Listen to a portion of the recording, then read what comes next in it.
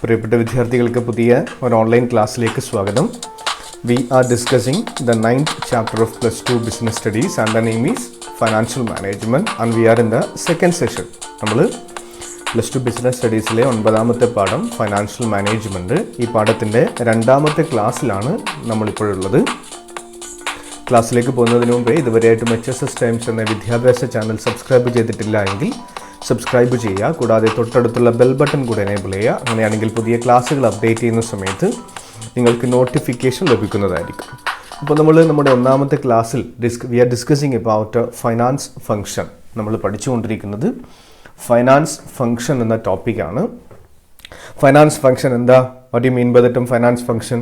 Finance function refers to 3 important decision areas of a finance manager and it includes കഴിഞ്ഞ ക്ലാസ്സിൽ പഠിച്ച first element ഏതാണ്?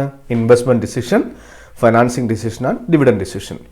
In our previous class, we already discussed the first one, investment decision, and in this session, we will discuss the second and third important functions. That is, second one financing decision, and the third one is dividend decision. So let's begin our class. Finance function de രണ്ടാമത്തെ element ഇതാണ്. Finance ഫംഗ്ഷൻ്റെ 2ാമത്തെ എലമെൻറ്റിൻ്റെ പേര് ഇതാണ്, financing decision. Financing decision.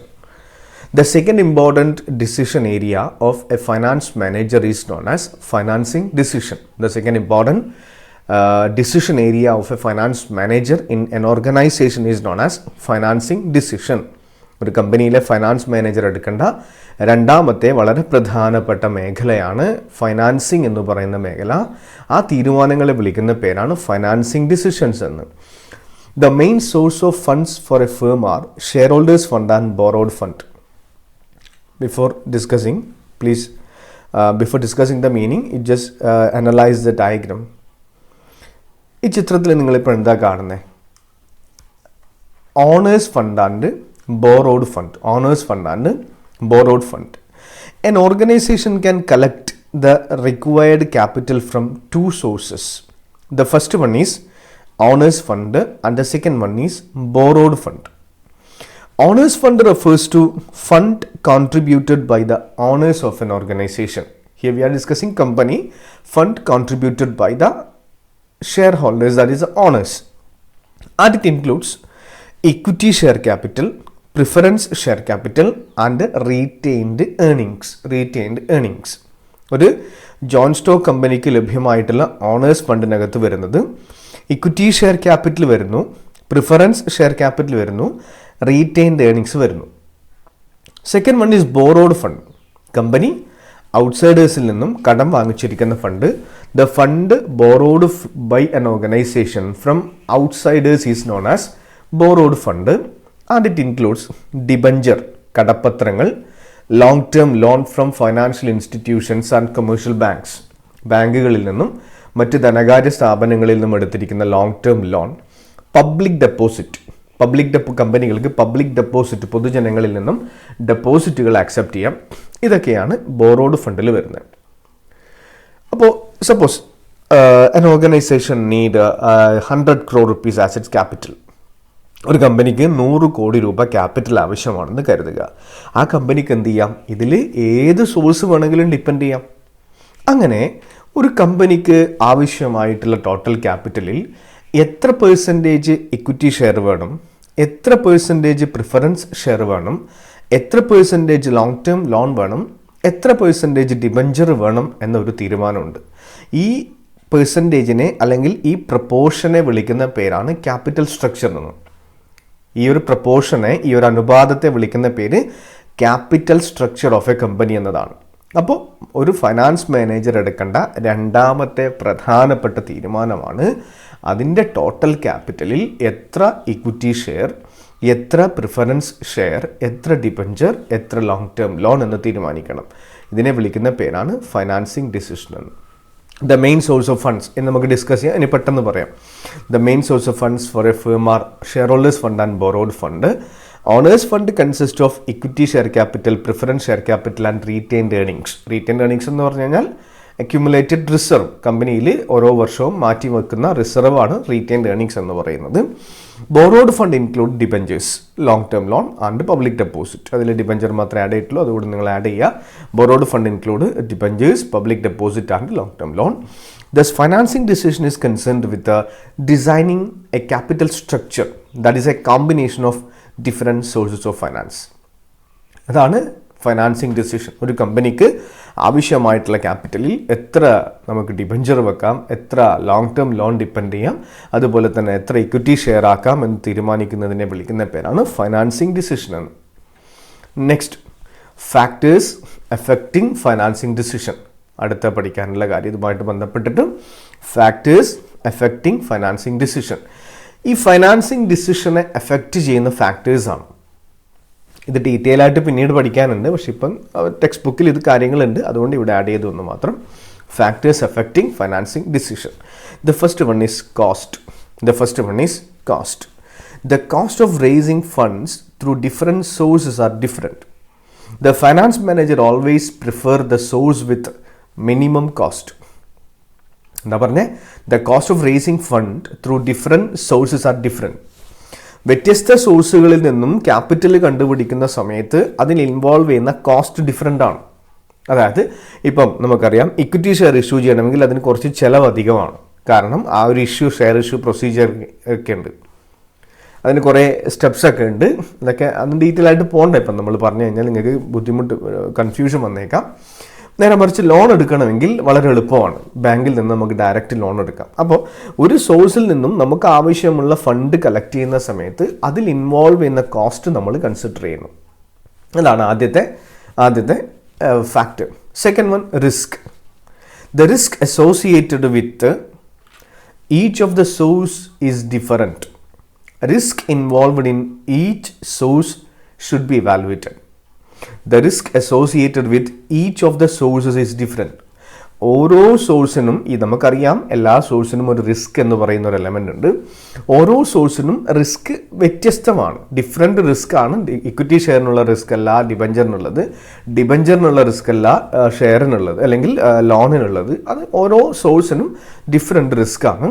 അപ്പോൾ ഓരോ സോഴ്സുമായിട്ട് ബന്ധപ്പെട്ട risk നമ്മൾ consider ചെയ്യണം. Risk involved in each source should be evaluated before deciding the capital structure. Next one, flotation cost. It is the cost incurred for floating securities. It is generally less in case of debt when compared to equity. നമ്മൾ ആദ്യം first point ആയിട്ട് cost പറഞ്ഞു. അതിൻ്റെ മറ്റൊരു തന്നെയാണ് flotation cost എന്ന് പറഞ്ഞു കഴിഞ്ഞാൽ it is the cost incurred for floating securities. Flotation cost means cost incurred while floating എന്ന് പറഞ്ഞു കഴിഞ്ഞാൽ raising or collecting, issuing securities issue ചെയ്യുന്ന സമയത്തുള്ള കോസ്റ്റാണ് flotation cost. It is generally less in case of ഡെപ്റ്റ് ഇൻസ്ട്രുമെൻസിൻ്റെ കേസിൽ, അതായത് ലോണിൻ്റെയും പബ്ലിക് ഡെപ്പോസിൻ്റെയും ഡിബഞ്ചറിൻ്റെ ഒക്കെ കേസിൽ അത് കുറവാണ്. While compared to equity share issue ചെയ്യുന്ന സമയത്ത് അത് കുറച്ച് അധികമാണ് എന്ന് നിങ്ങൾ മനസ്സിലാക്കുക. The, state of capital market. The fourth element which affect the financing decision is state of capital market.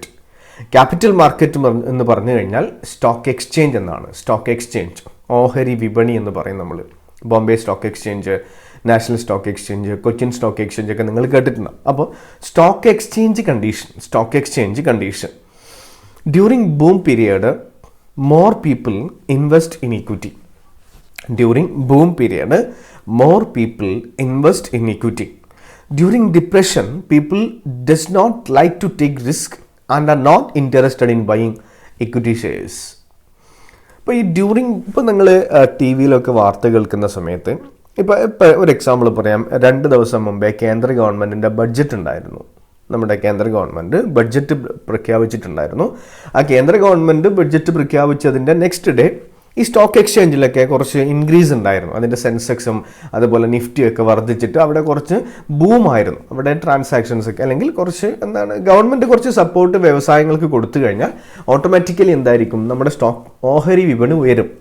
ഓഹരി വിപണി ഉയർന്നു കഴിഞ്ഞാൽ അവിടെ ബൂം ആണെന്ന് പറയാം. അതായത് സെൻസെക്സ് ഒക്കെ വർദ്ധിക്കുന്ന സമയത്ത് ബൂം പീരീഡ് ആണെന്ന് പറയാം. ആ ബൂം പീരീഡ് വരുന്ന സമയത്ത് ഇൻവെസ്റ്റേഴ്സിന്റെ മനസ്സിനകത്ത് നിക്ഷേപകരുടെ, അതായത് ഷെയറും ഡിബഞ്ചറൊക്കെ വിൽക്കുന്ന ആൾക്കാരുണ്ട്, വിൽക്കുകയും വാങ്ങുകയും ചെയ്യുന്ന ആൾക്കാരുണ്ട്, ഷെയർ ട്രേഡേഴ്സ് എന്ന് പറയും. ആ ഷെയർ ട്രേഡേഴ്സിൻ്റെ മനസ്സിനകത്ത് മൈൻഡിൽ ഒരു പോസിറ്റീവ് എനർജി വരും. അതായത് they are ready to take risk. അവർ റിസ്ക് എടുക്കാൻ തയ്യാറാണ് എന്നാണ് അതിൻ്റെ അർത്ഥം. അങ്ങനെ ബൂം പീരീഡ് ആണെങ്കിൽ ബൂം പീരീഡിൻ്റെ സമയത്ത് investors are ready to take risk. Investors ഇപ്പോൾ നമുക്കറിയാം ഇക്വിറ്റി എന്ന് പറയുന്നത് റിസ്ക് ഇൻസ്ട്രുമെൻ്റ് ആണ്. കാരണം എന്താ, റിസ്ക് കൂടിയ ഇൻസ്ട്രുമെൻ്റ് ആണ് ഇക്വിറ്റി ഷെയർ. റീസൺ എന്താ, in the case of equity share dividend is not guaranteed and repayment during liquidation is not guaranteed. നിങ്ങൾ ഫസ്റ്റ് ഇയർ ബിസിനസ്സിൽ പഠിച്ചാണ് സോഴ്സ് ഓഫ് ബിസിനസ് ഫൈനാൻസിൽ. ഇക്വിറ്റി ഷെയർ ഹോൾഡേഴ്സിൻ്റെ പ്രത്യേകത എന്താ, അവർക്ക് ഡിവിഡൻഡ് ഫിക്സഡ് റേറ്റ് ഇല്ല. അതുപോലെ തന്നെ കമ്പനി ഷട്ട് ഡൗൺ ചെയ്യുന്ന സമയത്ത്, ലിക്വിഡേറ്റ് ചെയ്യുന്ന സമയത്ത് റീപേയ്മെൻറ്റും ഗ്യാരണ്ടീഡ് അല്ല. ഇതൊക്കെ നിങ്ങൾക്ക് അറിയുന്ന കാര്യങ്ങളാണ്, കഴിഞ്ഞ വർഷമേ അറിയുന്ന കാര്യങ്ങളാണ്. അതുകൊണ്ട് തന്നെ ഇക്വിറ്റി ഇൻസ്ട്രുമെൻസിനെ, ഇക്വിറ്റി ഷെയർസിനെ റിസ്ക് ഇൻസ്ട്രുമെൻറ്റ്സ് എന്ന്, റിസ്കി ഇൻസ്ട്രുമെൻറ്റ്സ് എന്ന് നമ്മൾ കൺസിഡർ ചെയ്യും. അപ്പോൾ ബൂം പീരീഡ് ആണെങ്കിൽ ഇൻവെസ്റ്റേഴ്സിൻ്റെ മനസ്സിനകത്ത് ഒപ്റ്റിമിസം ആയിരിക്കും, ശുഭാപ്തി വിശ്വാസമായിരിക്കും. അതുകൊണ്ട് തന്നെ അവർ റിസ്ക് എടുക്കാൻ തയ്യാറാവും, അതുവഴി അവർ ഇക്വിറ്റി ഷെയർ വാങ്ങാൻ തയ്യാറാവും. നെക്സ്റ്റ് അടുത്ത സെൻറ്റൻസ് നോക്കുക. During depression people does not like to take risk. ഈ ഡിപ്രഷൻ, അതായത് ഈ സെൻസെക്സും, അതായത് ഓഹരിയുടെ ഇൻഡെക്സ് ഒക്കെ ഡൗൺ ആവുന്ന സമയത്ത്, സെൻസെക്സ് നിഫ്റ്റി ഒക്കെ ഇടിഞ്ഞു പോകുന്ന, താഴേക്ക് പോകുന്ന ഒരു അവസ്ഥയുണ്ടാവും. അതിനെ വിളിക്കുന്ന പേരാണ് ഡിപ്രഷൻ സ്റ്റേജ് എന്ന്. ഈ ഡിപ്രഷൻ സ്റ്റേജിൻ്റെ സമയത്ത് ഇൻവെസ്റ്റേഴ്സിൻ്റെ മനസ്സിലുണ്ടാകുന്നത് പെസിമിസം ആയിരിക്കും, അശുഭാപ്തി വിശ്വാസമായിരിക്കും. അവരുടെ മനസ്സിനകത്ത് പേടിയായിരിക്കും ഉണ്ടായിരിക്കുക. അവരുടെ പണം ഇൻവെസ്റ്റ്മെൻറ്റ് നഷ്ടപ്പെട്ടേക്കുമോ, പൈസ അടിച്ചു പോകുമോ എന്നുള്ള പേടിയൊക്കെ വരും. അതുകൊണ്ട് തന്നെ ഡിപ്രഷൻ സ്റ്റേജ് ആണെങ്കിൽ ഇൻവെസ്റ്റേഴ്സ് എന്തിന് തയ്യാറാവില്ല, they will not purchase equity shares. അവർ ഇക്വിറ്റി ഷെയറുകൾ വാങ്ങാൻ തയ്യാറാവില്ല എന്നുകൂടെ നിങ്ങൾ മനസ്സിലാക്കുക. അപ്പോൾ ജസ്റ്റ് മനസ്സിലാക്കുക, state of stock exchange or state of capital market influence financing decision. അപ്പോൾ രണ്ടാമത്തെ പോയിന്റ് കഴിഞ്ഞു. The third one is dividend decision. Finance ഫംഗ്ഷൻ്റെ മൂന്നാമത്തെ എലമെന്റ് ഇതാണ്, ഡിവിഡൻഡ് ഡിസിഷൻ. മീനിങ് പഠിക്കുന്നതിന് മുമ്പേ ഈ ചിത്രം ഒന്ന് നോക്കിയേ. ഒരു കമ്പനിയുടെ പ്രോഫിറ്റ് എന്താണ് ജോൺ സ്റ്റോ കമ്പനി എന്ന് പറഞ്ഞു കഴിഞ്ഞാൽ? Joint stock company means a company formed under Indian companies act 1956 or any other previous act. കഴിഞ്ഞ കൊല്ലം പഠിച്ച കാര്യം, ഫസ്റ്റ് ഇയറിൽ ബിസിനസ്സിൽ പഠിച്ച കാര്യമാണ്. എന്താണ് കമ്പനി? ആരാണ് കമ്പനിയുടെ റിയൽ ഓണേഴ്സ്? യഥാർത്ഥ ഓണേഴ്സ് ആരാണ് കമ്പനിയുടെ? യെസ്, ആരാണ്? പറയൂ, ആരാണ്? Equity share holders. Equity share holders are the real owners of a company. And equity share holders supply their savings to the company by purchasing shares issued by the company.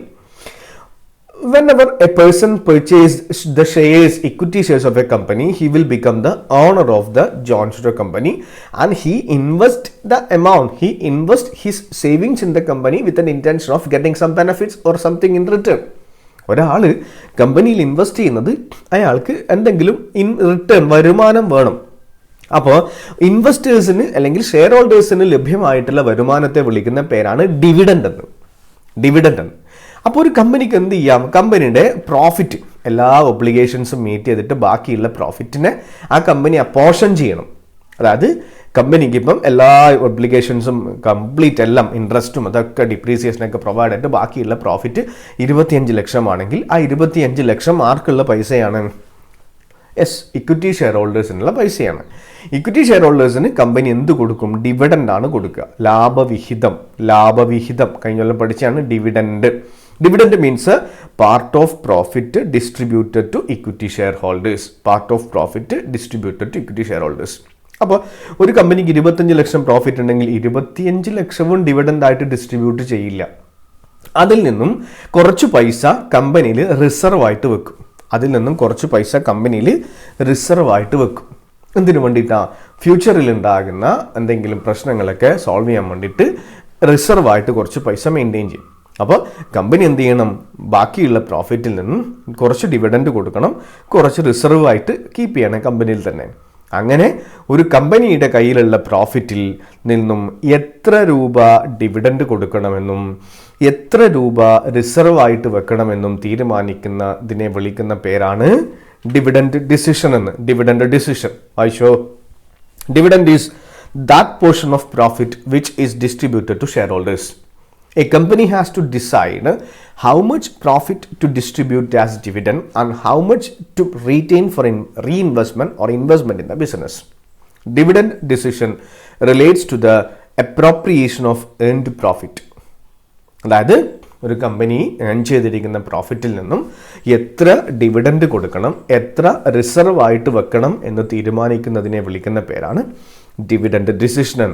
അപ്പോൾ decisions related with distribution of dividend and maintenance of reserve in the company is known as dividend decision. Dividend decision ഈ ചിത്രം കൊണ്ട് നിങ്ങളുടെ മനസ്സിലുണ്ടായിരിക്കുക. Next കുറച്ച് കാര്യങ്ങൾ അധികം ഇവിടെ പഠിക്കാനുണ്ട്. Factors affecting dividend decision. Factors affecting dividend decision. ഈ ഡിവിഡൻഡ് ഡിസിഷനെ അഫക്റ്റ് ചെയ്യുന്ന ഫാക്ടേഴ്സാണ് നമുക്കിനി പഠിക്കാനുള്ളത്. അതായത് ഒരു കമ്പനി എത്രയാണ് ഡിവിഡൻഡ് കൊടുക്കേണ്ടത്, എത്രയാണ് റിസർവ് ആയിട്ട് വെക്കേണ്ടത് എന്ന് തീരുമാനിക്കുന്നതിനെ ഇൻഫ്ലുവൻസ് ചെയ്യുന്ന ഫാക്ടേഴ്സ്. വളരെ പ്രധാനപ്പെട്ട കാര്യമാണ്. പരീക്ഷയ്ക്ക് ഒരുപാട് പരീക്ഷയ്ക്ക് ചോദിച്ചിട്ടുണ്ട്. Factors affecting dividend decision. 9 പോയിന്റുകൾ ഇപ്പോൾ സ്ക്രീനിൽ നിങ്ങൾക്ക് കാണാം. ആദ്യം നിങ്ങൾ ചെയ്യേണ്ടത് ഈ 9 പോയിന്റും ബൈഹാർട്ട് ചെയ്യുക. 9 പോയിന്റും ബൈഹാർട്ട് ചെയ്യുക. ഏതൊക്കെയാണ്? The first one is amount of earnings. The second one is stability of earnings. Third one, growth opportunities. Fourth one, cash flow position. Fifth one, shareholders preference. Sixth one, taxation policy. Seventh one, stock market condition. Eighth one, legal constraints. And the ninth one is contractual constraints.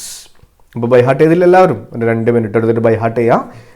8 point എന്തായാലും പഠിക്കണം. In case 8 മാർക്കിനൊക്കെ ചോദിച്ചു കഴിഞ്ഞാൽ 8 point ആവശ്യമാണ്. Clear? അപ്പോൾ നമുക്ക് ഓരോ പോയിന്റിൻ്റെയും meaning നമുക്ക് പഠിക്കാം. അപ്പോൾ ഇത് പഠിക്കുന്ന സമയത്ത് നിങ്ങളുടെ മനസ്സിനകത്ത് ഈ ചിത്രം ഉണ്ടാവണം. ഈ ഫാക്ടേഴ്സ് പഠിക്കുന്ന സമയത്ത് നിങ്ങളുടെ മനസ്സിനകത്ത് ഈ പിക്ചർ ഉണ്ടായിരിക്കണം. പ്രോഫിറ്റിൽ നിന്നും എത്ര ഡിവിഡൻഡ്, എത്ര റിസർവ്, ഇതാണ് ഡിവിഡൻഡ് ഡിസിഷൻ. അതിനെ ഇൻഫ്ലുവൻസ് ചെയ്യുന്ന ഫാക്ടേഴ്സാണ് നമ്മൾ പഠിക്കുന്നത്. തുടങ്ങാം, ഡിസ്കഷൻ ആരംഭിക്കാം. The first one is amount of earnings. Dividend decision is always depend on the amount of profit during the current period. അതായത് ഒരു വർഷം നമുക്ക് കിട്ടിയിരിക്കുന്ന ലാഭത്തിൽ നിന്ന് മാത്രമേ ഡിവിഡൻഡ് കൊടുക്കാൻ വേണ്ടി പറ്റൂ. Dividend can be distributed only out of current or past profit after providing depreciation. Company നിയമപ്രകാരം ലാഭത്തിൽ നിന്ന് മാത്രമേ ഡിവിഡൻഡ് കൊടുക്കാൻ വേണ്ടി പാടുള്ളൂ. അതുകൊണ്ട് തന്നെ നമുക്ക് ലഭിച്ചിരിക്കുന്ന profit, amount of earnings. The first factor influencing dividend decision is amount of earnings. Dividend decision is always depend on the amount of profit earned by the company during the current period. Second one, growth opportunity. വളരാനുള്ള growth എന്ന് പറഞ്ഞു കഴിഞ്ഞാൽ എന്താ? ഒരു ചെറിയ company വലിയ company ആയിട്ട് മാറുന്നതിനെ വിളിക്കുന്ന പേരാണ് ഗ്രോത്ത് ഓപ്പർച്യൂണിറ്റീസ് എന്ന്. Companies having growth opportunities retain more money out of the earnings so as to finance the required investment. അതായത് ഒരു കമ്പനി, ഞാൻ രണ്ടാമത്തെ പോയിന്റ് പറഞ്ഞിട്ടില്ല. ഗ്രോത്ത് ഓപ്പർച്യൂണിറ്റീസ് തേർഡ് പോയിന്റ് ആയിരുന്നു.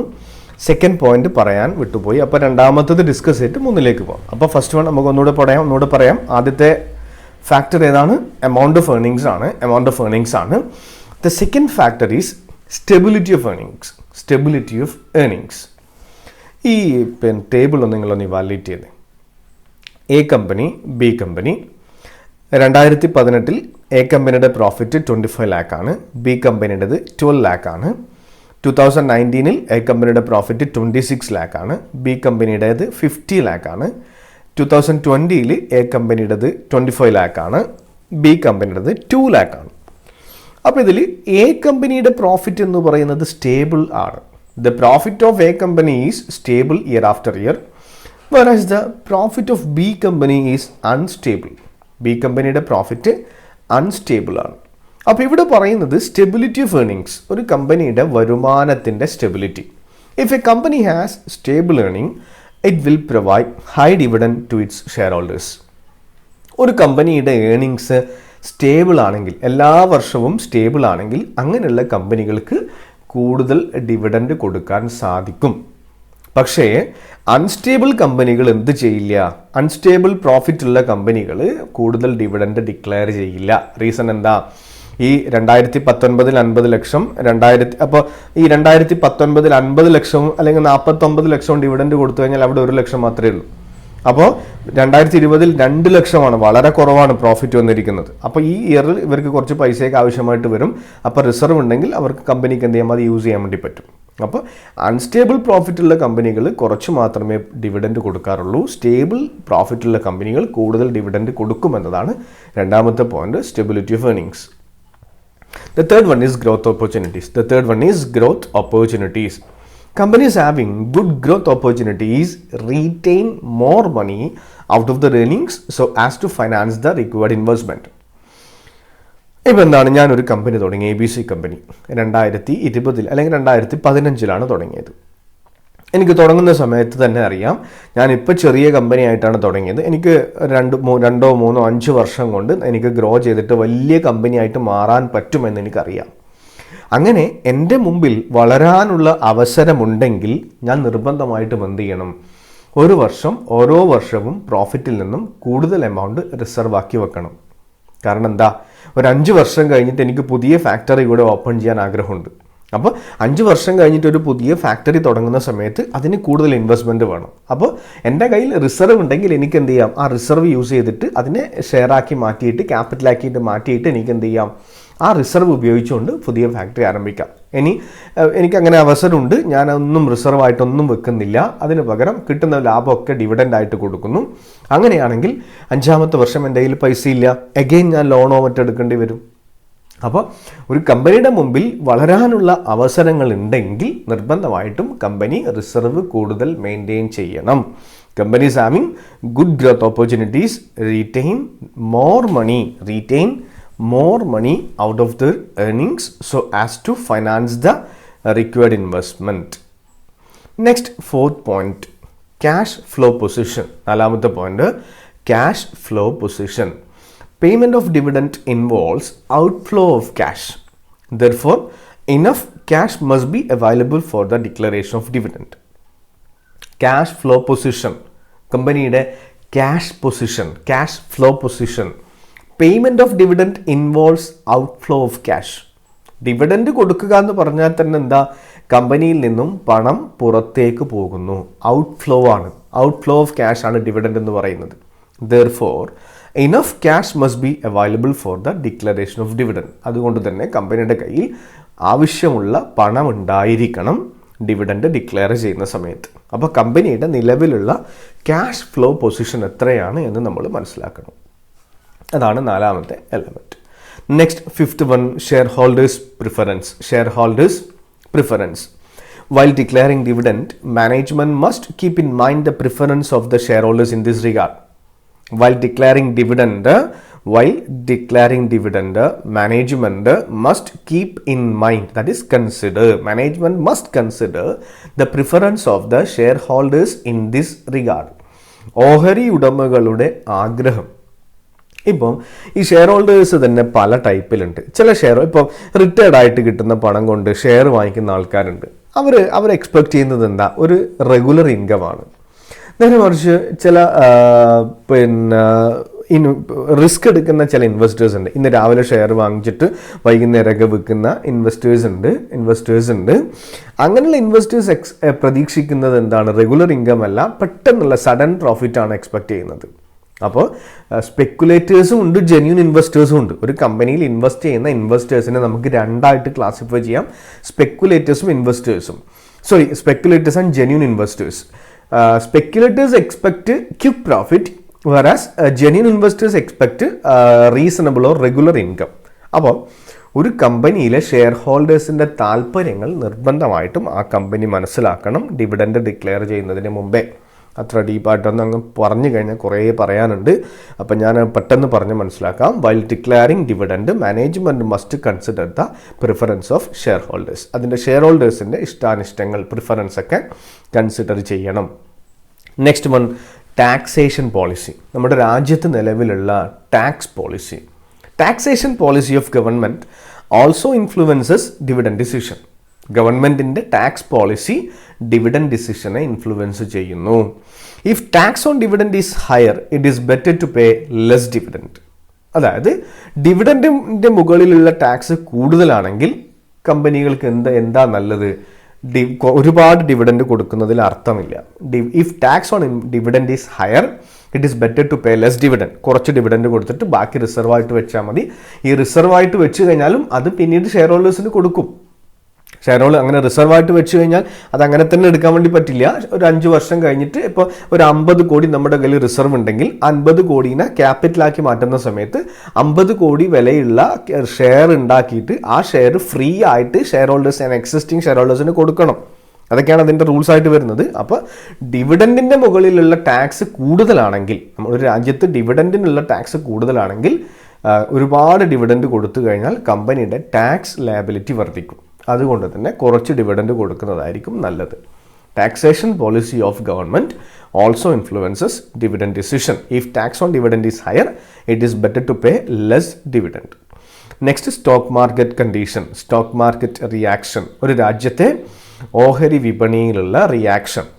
Investors generally evaluate the companies on the basis of the dividend declaration status. Higher the rate of dividend gives a positive impact in the share market.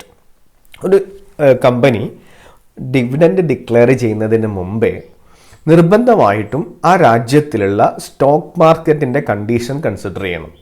നമ്മൾ കൂടുതൽ dividend declare ചെയ്ത് കഴിഞ്ഞാൽ അത് കമ്പനിക്ക് positive image create ചെയ്യും.